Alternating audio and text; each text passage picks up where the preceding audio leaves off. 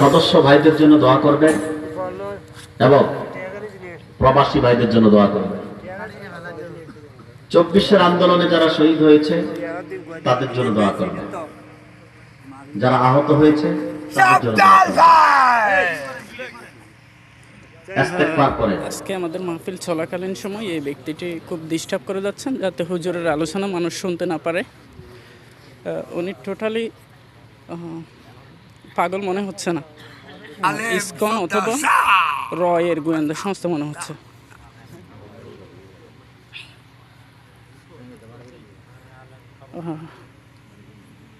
সে running মাহফিলে disturb করে যাচ্ছে প্রায় 2 থেকে 2.5 ঘন্টা যাবত।